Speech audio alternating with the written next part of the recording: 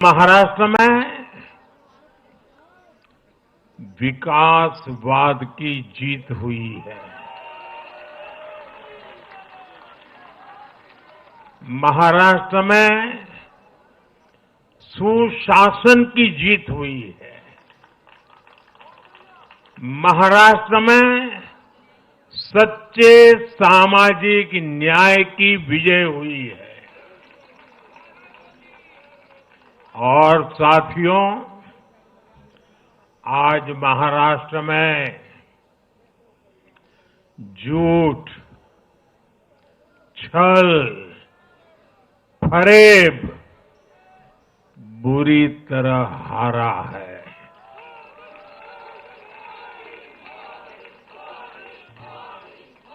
विभाजनकारी ताकतें हारी है। आज नेगेटिव पॉलिटिक्स की पराजय हुई है। आज परिवारवाद की हार हुई है। आज महाराष्ट्र ने विकसित भारत के संकल्प को और मजबूत किया है। मैं देश भर के भाजपा के,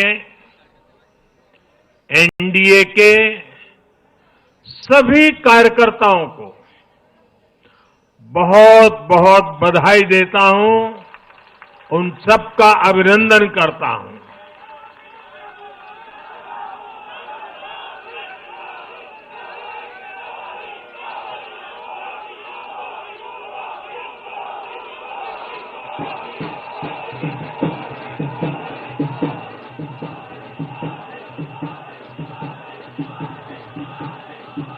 मैं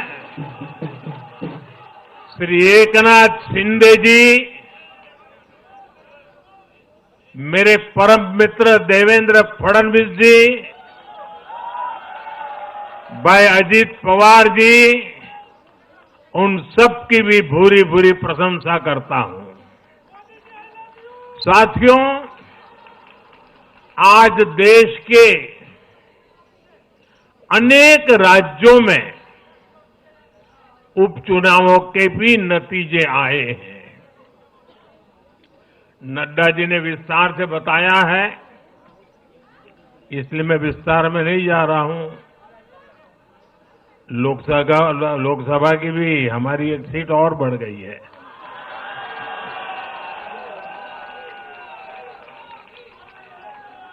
यूपी,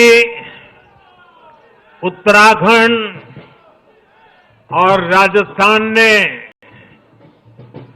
भाजपा को जमकर समर्थन दिया है।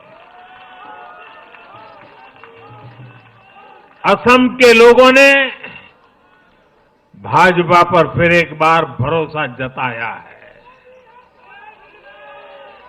मध्य प्रदेश में भी हमें सफलता मिली है।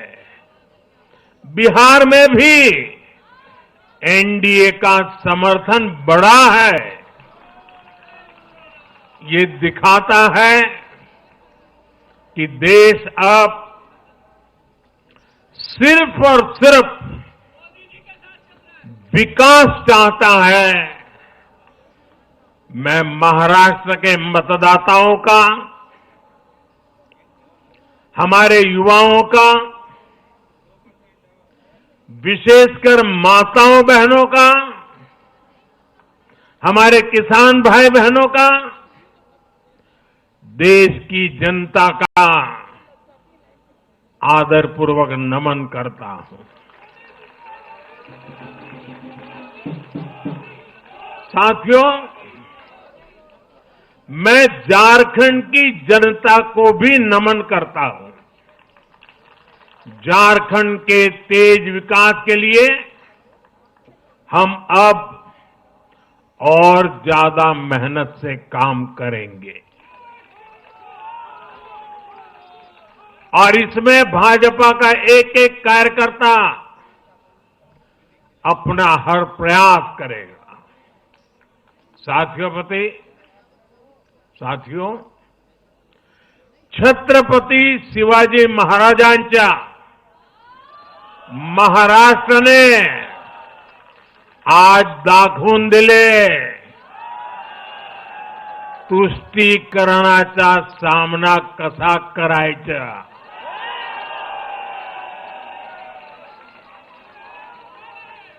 छत्रपती शिवाजी महाराज,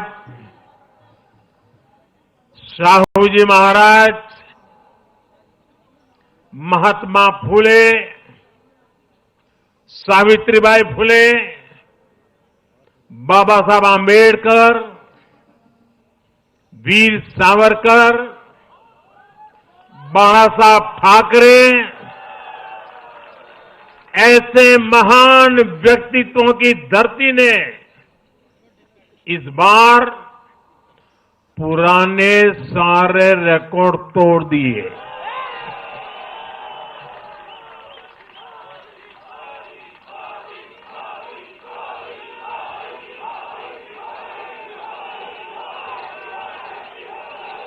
और साथियों, बीते 50 साल में किसी भी पार्टी या किसी भी प्री पोल अलायंस के लिए ये सबसे बड़ी जीत है। 50 साल के बाद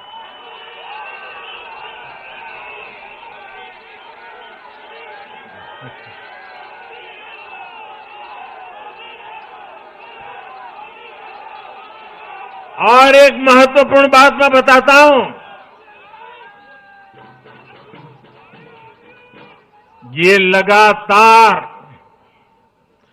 तीसरी बार है जब भाजपा के नेतृत्व में किसी गठबंधन को लगातार महाराष्ट्र ने आशीर्वाद दिए हैं, विजयी बनाया है।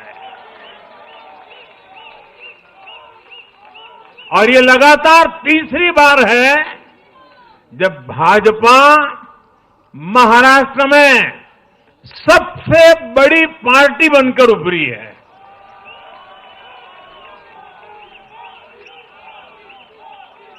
साथियों, ये निश्चित रूप से ऐतिहासिक है। ये भाजपा के गवर्नेंस मॉडल पर मुहर है।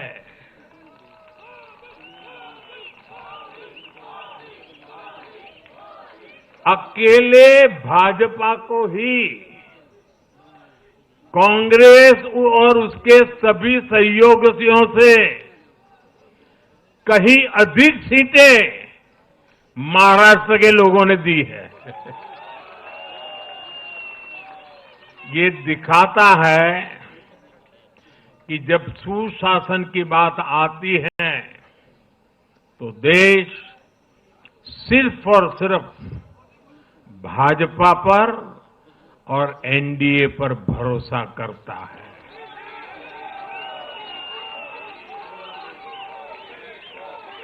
साथियों, एक और बात है जो आपको और खुश कर देगी। महाराष्ट्र देश का छठा राज्य है जिसने भाजपा को लगातार 3 बार जनादेश दिया है।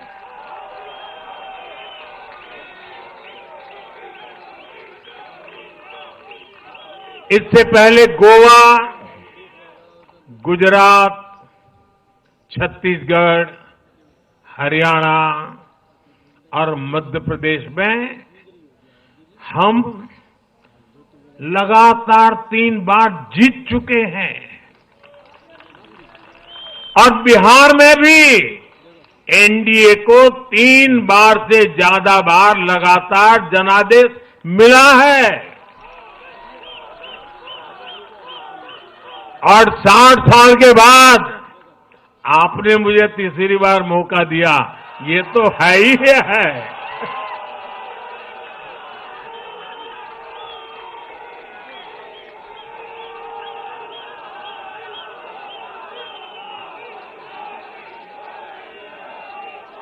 ये जनता का हमारे सुशासन के मॉडल पर विश्वास है और इस विश्वास को बनाए रखने में हम कोई कोर कसर बाकी नहीं रखेंगे। साथियों, मैं आज महाराष्ट्र की जनता जनार्दन का विशेष अभिनंदन करना चाहता हूं। लगातार तीसरी बार स्थिरता को चुनना ये महाराष्ट्र के लोगों की सूझबूझ को दिखाता है। हां, बीच में जैसा अभी नड्डा जी ने विस्तार से कहा था, कुछ लोगों ने धोखा करके अस्थिरता पैदा करने की कोशिश की, लेकिन महाराष्ट्र ने उनको नकार दिया है और उस पाप की सजा मौका मिलते ही दे दी है।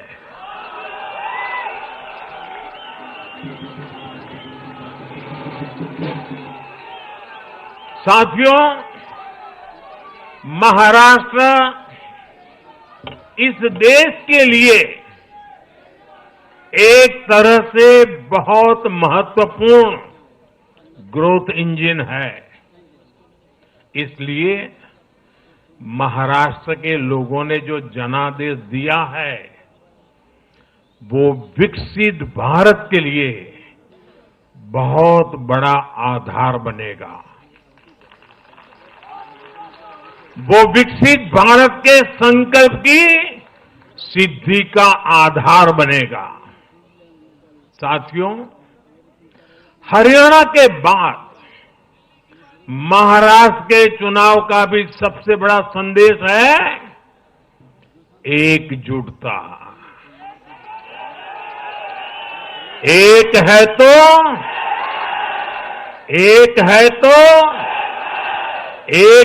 तो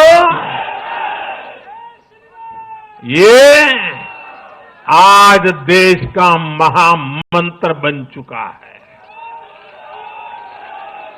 कांग्रेस और उसके इकोसिस्टम,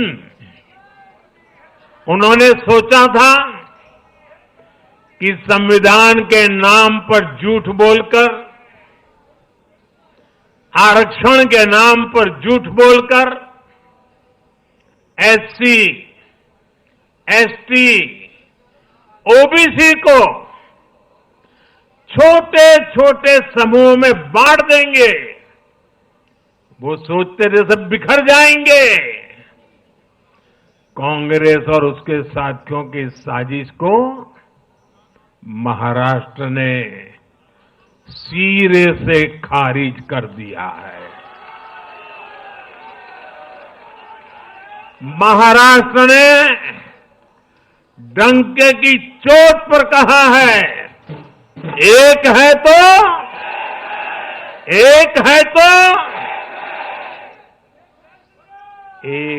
तो सेफ है के भाव ने जाति, धर्म, भाषा और क्षेत्र के नाम पर लड़ाने वालों को सबक सिखाया है, सजा की है।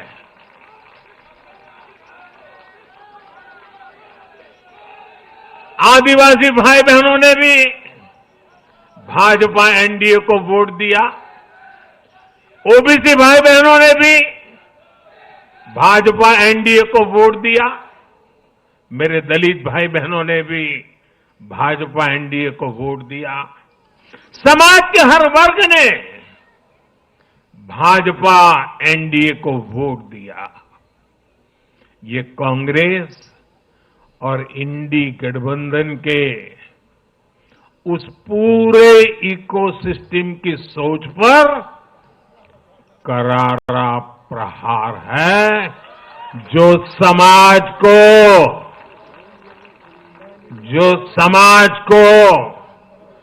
बांटने का एजेंडा चला रहे थे। साथियों,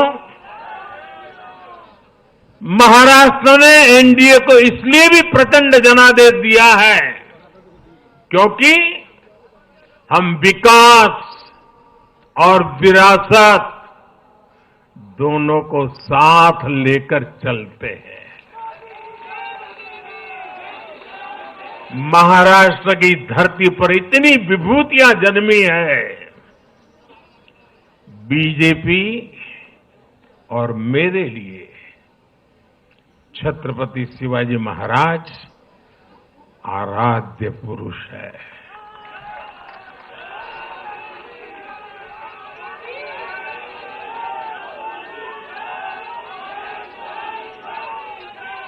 धर्मवीर छत्रपति संभाजी महाराज हमारी प्रेरणा है। हमने हमेशा बाबा साहब आंबेडकर, महात्मा फूले, सावित्रीबाई फूले, इनके सामाजिक न्याय के विचार को माना है। यही हमारे आचार में है, यही हमारे व्यवहार में है। साथियों, लोगों ने मराठी भाषा के प्रति भी हमारा प्रेम देखा है।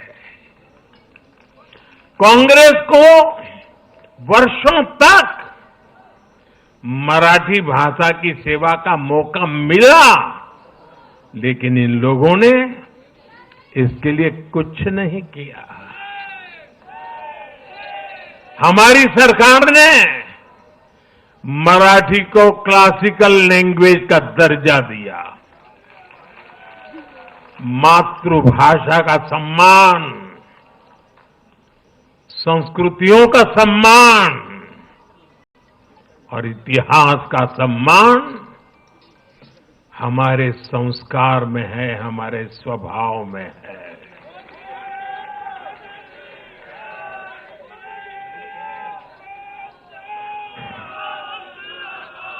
और मैं तो हमेशा कहता हूं, मातृभाषा का सम्मान मतलब अपनी मां का सम्मान।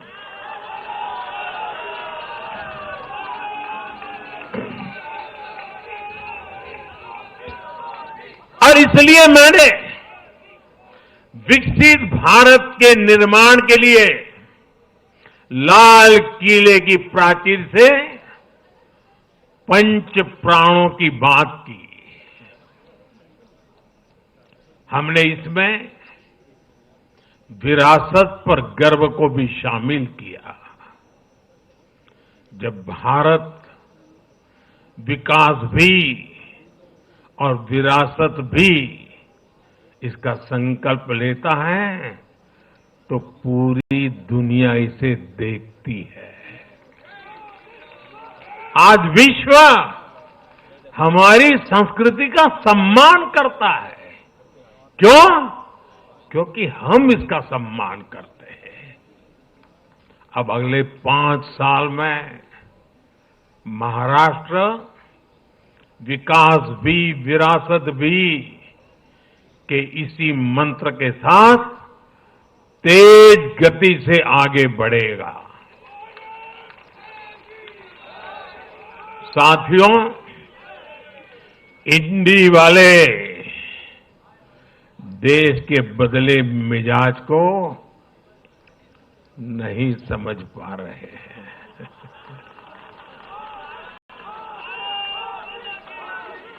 ये लोग सच्चाई को स्वीकार करना ही नहीं चाहते। ये लोग आज भी भारत के सामान्य वोटर के विवेक को कम करके आंकते हैं। देश का वोटर, देश का मतदाता अस्थिरता नहीं चाहता। देश का वोटर नेशन फर्स्ट की भावना के साथ है। जो कुर्सी फर्स्ट का सपना देखते हैं उन्हें देश का वोटर पसंद नहीं करता। साथियों, देश के हर राज्य का वोटर दूसरे राज्यों की सरकारों का आकलन भी करता है। वो देखता है कि जो एक राज्य में बड़े बड़े प्रॉमिस करते हैं, उनकी परफॉर्मेंस दूसरे राज्य में कैसी है। महाराष्ट्र की जनता ने भी देखा कि कर्नाटका, तेलंगाना और हिमाचल में कांग्रेस सरकारें कैसे जनता से विश्वासघात कर रही है। ये आपको पंजाब में भी देखने को मिलेगा।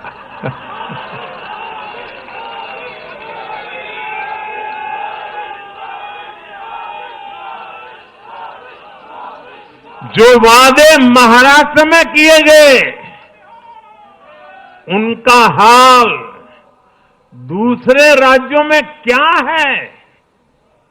इसलिए कांग्रेस के पाखंड को जनता ने खारिज कर दिया है। कांग्रेस ने जनता को गुमराह करने के इसके लिए जो दूसरे राज्यों के अपने मुख्यमंत्री तक मैदान में उतारे, तब भी इनकी चाल सफल हो नहीं पाई। इनके ना तो झूठे वादे चले और ना ही खतरनाक एजेंडा चला। साथियों, आज महाराष्ट्र के जनादेश का एक और संदेश है। पूरे देश में सिर्फ और सिर्फ एक ही संविधान चलेगा।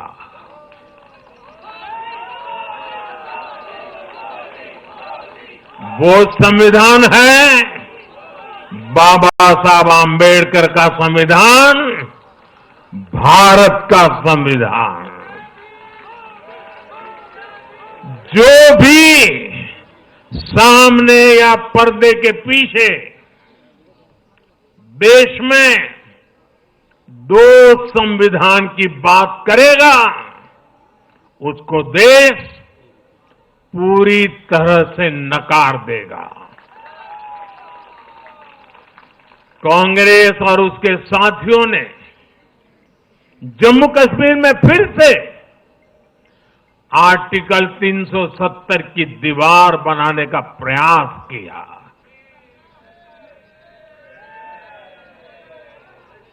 वो संविधान का भी अपमान है। महाराष्ट्र ने उनको साफ साफ बता दिया कि ये नहीं चलेगा।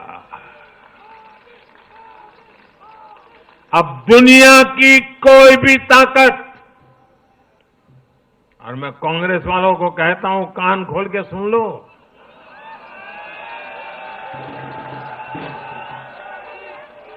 उनके साथियों को भी कहता हूं, अब दुनिया की कोई भी ताकत 370 को वापस नहीं ला सकती।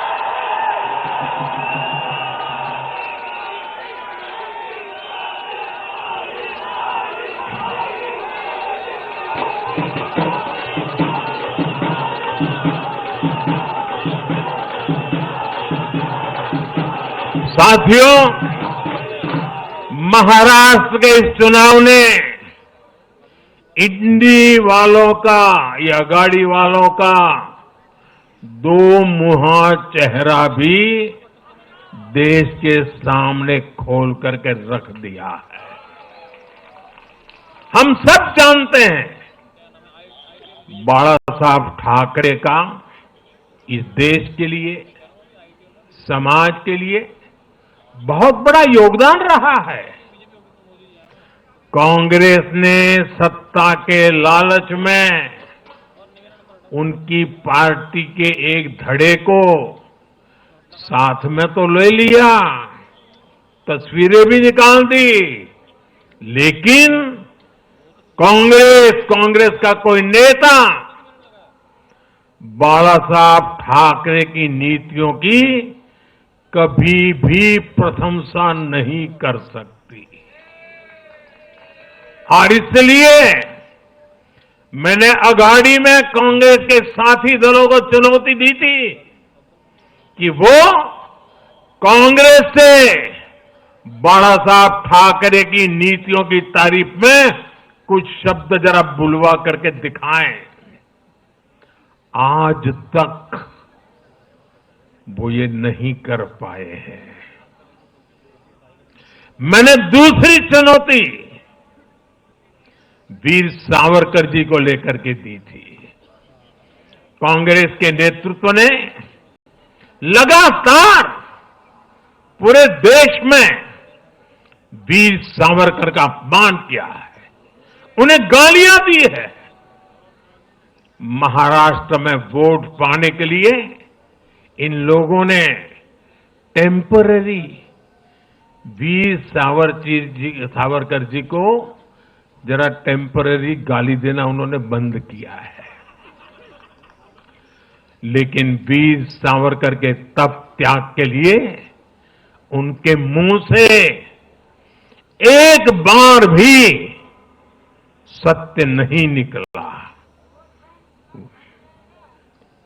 और यही इनका दो मुहापन है।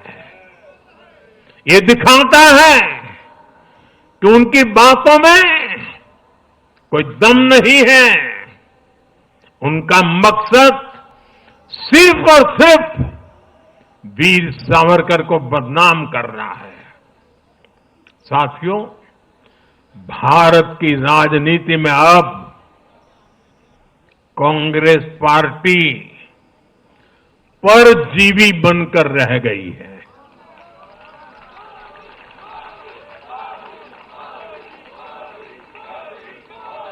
कांग्रेस पार्टी के लिए अब अपने दम पर सरकार बनाना लगातार मुश्किल हो रहा है। हाल ही के चुनावों में जैसे आंध्र प्रदेश, अरुणाचल प्रदेश, सिक्किम, हरियाणा और आज महाराष्ट्र में उनका सुपड़ा साफ हो गया। कांग्रेस की घिसी पीटी विभाजनकारी राजनीति फेल हो रही है, लेकिन फिर भी कांग्रेस का अहंकार देखिए। उसका अहंकार 7वें आसमान पर है। सच्चाई ये है कि कांग्रेस अब एक परजीवी पार्टी बन चुकी है। कांग्रेस सिर्फ अपनी ही नहीं बल्कि अपने साथियों की नाव को भी डुबो देती है। आज महाराष्ट्र में भी हमने यही देखा है। महाराष्ट्र में कांग्रेस और उसके गठबंधन ने महाराष्ट्र की हर 5 में से 4 सीट हार गई। अघाड़ी के हर घटक का स्ट्राइक रेट 20% से भी नीचे है। ये दिखाता है कि कांग्रेस खुद भी डूबती है और दूसरों को भी डुबोती है। महाराष्ट्र में सबसे ज्यादा सीटों पर कांग्रेस चुनाव लड़ी, उतनी ही बड़ी हार इनके सहयोग वालों को भी मिली। वो तो अच्छा है कि यूपी जैसे राज्यों में कांग्रेस के सहयोगियों ने उससे जान छुड़ा ली, वरना वहां भी कांग्रेस के सहयोगियों को लेने के देने पड़ जाते। साथियों, सत्ता भूख में कांग्रेस के परिवार ने संविधान की पंथ निरपेक्षता की भावना को चूर चूर कर दिया है। हमारे संविधान निर्माताओं ने उस समय 47 में विभाजन की विभीषिका के बीच भी हिंदू संस्कार और परंपरा को जीते हुए पंथ निरपेक्षता की राह को चुना था। तब देश के महापुरुषों ने संविधान सभा में जो डिबेट की थी, उसमें भी इसके बारे में बहुत विस्तार से चर्चा हुई थी। लेकिन कांग्रेस के इस परिवार ने झूठे सेक्युलरिज्म के नाम पर उस महान परंपरा को तबाह करके रख दिया है। कांग्रेस ने तुष्टीकरण का जो बीज बोया, वो संविधान निर्माताओं के साथ बहुत बड़ा विश्वासघात है। और ये विश्वासघात मैं बहुत जिम्मेवारी के साथ बोल रहा हूं। संविधान के साथ इस परिवार का विश्वासघात है। दशकों तक कांग्रेस ने देश में यही खेल खेला। कांग्रेस ने तुष्टीकरण के लिए कानून बनाए, सुप्रीम कोर्ट के आदेश तक की परवाह नहीं की। इसका एक उदाहरण वक्फ बोर्ड है।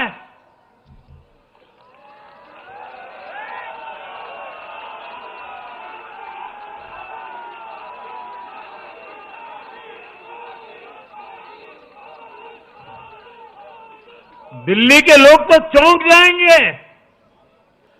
हालात ये थी कि 2014 में इन लोगों ने सरकार से जाते जाते दिल्ली के आसपास की अनेक संपत्तियां वक्फ बोर्ड को सौंप दी थी।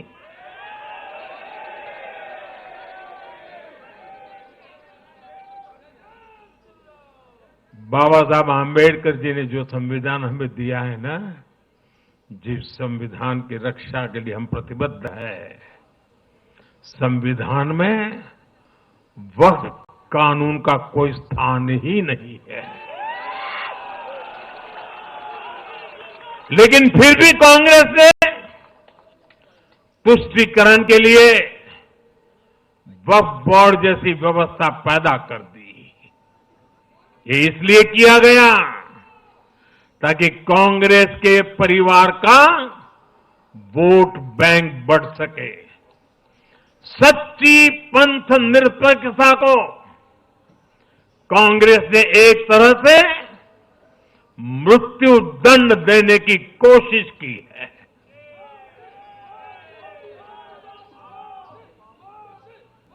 साथियों, कांग्रेस के शाही परिवार की सत्ता भूख इतनी विकृति हो गई है कि उन्होंने सामाजिक न्याय की भावना को भी चूर चूर कर दिया है।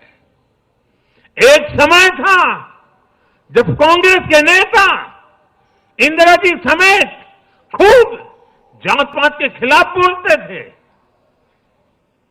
पब्लिकली लोगों को समझाते थे, एडवर्टाइजमेंट छापते थे। लेकिन आज यही कांग्रेस और कांग्रेस का एक परिवार खुद की सत्ता भूख को शांत करने के लिए जातिवाद का जहर फैला रहा है। इन लोगों ने सामाजिक न्याय का गला घोंट दिया है। साथियों, एक परिवार की सत्ता भूख इतने चरम पर है कि उन्होंने खुद की पार्टी को ही खा लिया है।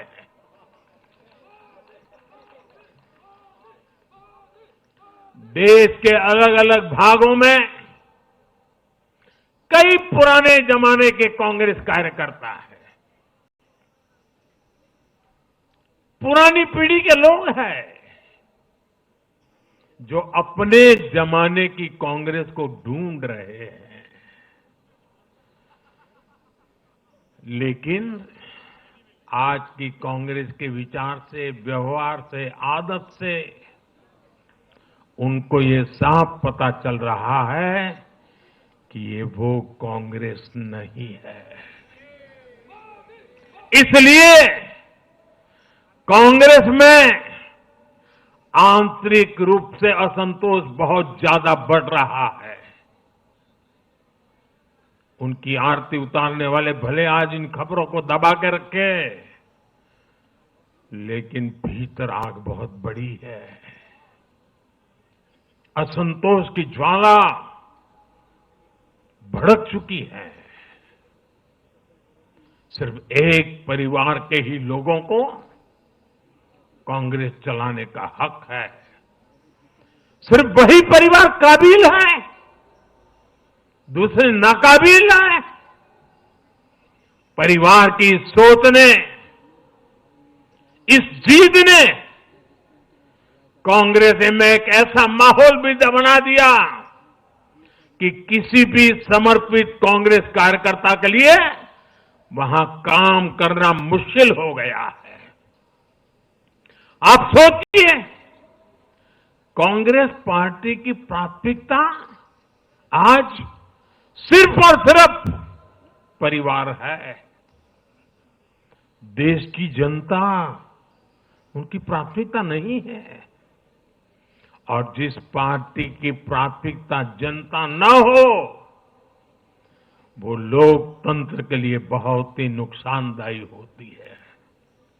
साथियों, कांग्रेस का परिवार सत्ता के बिना जी नहीं सकता। चुनाव जीतने के लिए लोग कुछ भी कर सकते हैं। दक्षिण में जाकर उत्तर को गाली देना, उत्तर में जाकर के दक्षिण को गाली देना, और विदेश में जाकर देश को गाली देना।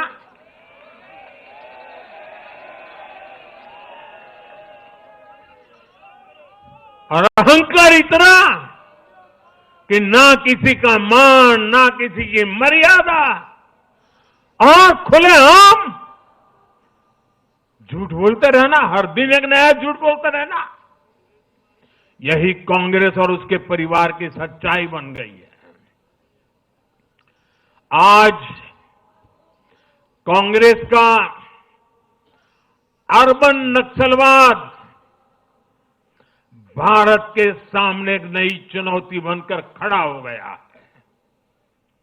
इन अर्बन नक्सलियों का रिमोट कंट्रोल देश के बाहर है, और इसलिए सभी को इस अर्बन नक्सलवाद से बहुत सावधान रहना है।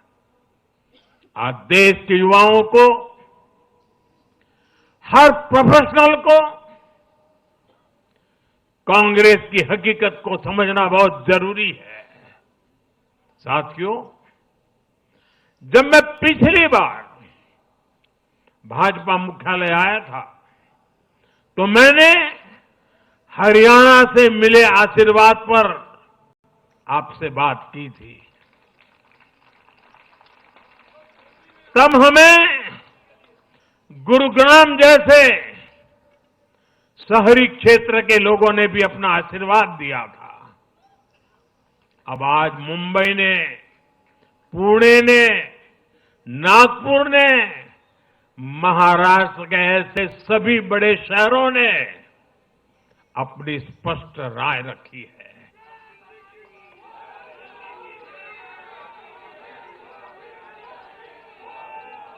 शहरी क्षेत्रों के गरीब हो, शहरी क्षेत्रों के मिडिल क्लास हो, हर किसी ने भाजपा का समर्थन किया है और एक स्पष्ट संदेश दिया है। यह संदेश है आधुनिक भारत का, विश्व स्तरीय शहरों का। हमारे महानगरों ने विकास को चुना है, आधुनिक इंफ्रास्ट्रक्चर को चुना है और सबसे बड़ी बात, उन्होंने विकास में रोड़े अटकाने वाली राजनीति को नकार दिया है। आज बीजेपी हमारे शहरों में ग्लोबल स्टैंडर्ड के इंफ्रास्ट्रक्चर बनाने के लिए लगातार काम कर रही है। चाहे मेट्रो नेटवर्क का विस्तार हो, आधुनिक इलेक्ट्रिक बसें हो, कोस्टल रोड और समृद्धि महामार्ग जैसे शानदार प्रोजेक्ट हो, एयरपोर्ट का आधुनिकीकरण हो, शहरों को स्वच्छ बनाने की मुहिम हो, इन सभी पर बीजेपी का बहुत ज्यादा जोर है। आज का शहरी भारत ईज ऑफ लिविंग चाहता है और इन सब के लिए उसका भरोसा बीजेपी पर है, एनडीए पर है। साथियों, आज बीजेपी देश के युवाओं को नए नए सेक्टर्स में अवसर देने का प्रयास कर रही है। हमारी नई पीढ़ी इनोवेशन और स्टार्टअप के लिए माहौल चाहती है। बीजेपी से ध्यान में रखकर नीतियां बना रही है, निर्णय ले रही है।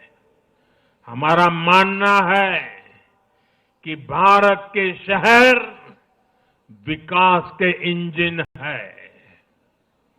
शहरी विकास से गांवों को भी ताकत मिलती है। आधुनिक शहर नए अवसर पैदा करते हैं। हमारा लक्ष्य है कि हमारे शहर दुनिया के सर्वश्रेष्ठ शहरों की श्रेणी में आए और बीजेपी एनडीए सरकारें इसी लक्ष्य के साथ काम कर रही है। साथियों, मैंने लाल किले से कहा था कि मैं 1 लाख ऐसे युवाओं को राजनीति में लाना चाहता हूं जिनके परिवार का राजनीति से कोई संबंध नहीं। आज एनडीए के अनेक ऐसे उम्मीदवारों को मतदाताओं ने समर्थन दिया है। मैं इसे बहुत शुभ संकेत मानता हूं। साथियों, अरे चुनाव आएंगे जाएंगे, लोकतंत्र में जय पराजय भी चलती रहेगी, लेकिन भाजपा का, एनडीए का ध्येय सिर्फ चुनाव जीतने तक सीमित नहीं है। हमारा ध्येय सिर्फ सरकार बनाने तक सीमित नहीं है। हम देश बनाने के लिए निकले हैं। हम विकसित भारत बनाने के लिए निकले हैं। भारत का हर नागरिक, एनडीए का हर कार्यकर्ता, भाजपा का हर कार्यकर्ता दिन रात इसमें जुटा है।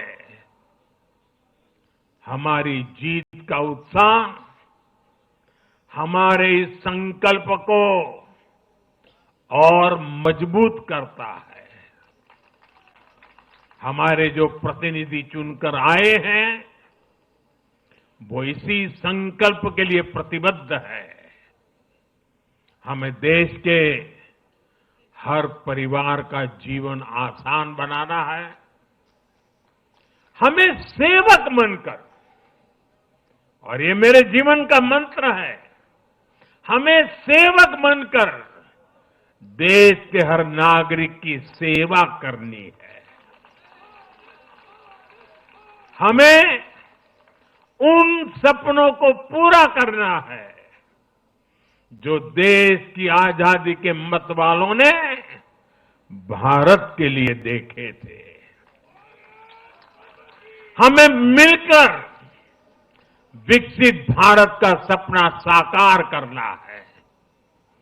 सिर्फ 10 साल में हमने भारत को दुनिया की 10वीं सबसे बड़ी इकोनॉमी से दुनिया की 5वीं सबसे बड़ी इकोनॉमी बना दिया।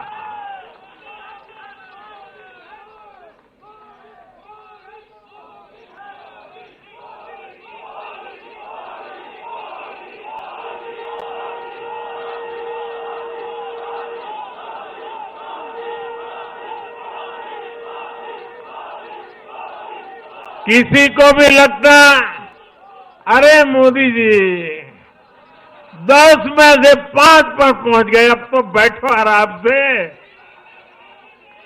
आराम से बैठने के लिए मैं पैदा नहीं हुआ।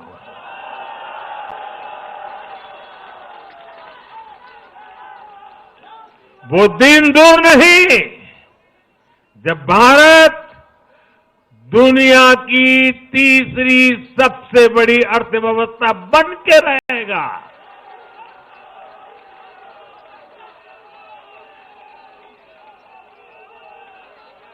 हम मिलकर आगे बढ़ेंगे, एकजुट होकर आगे बढ़ेंगे तो हर लक्ष्य पाकर रहेंगे। इसी भाव के साथ एक है तो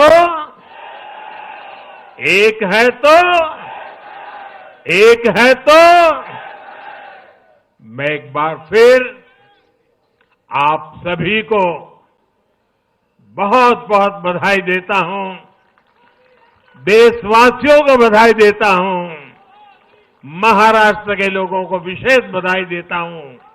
मेरे साथ बोलिए भारत माता की, भारत माता की, भारत माता की, भारत माता की, भारत माता की।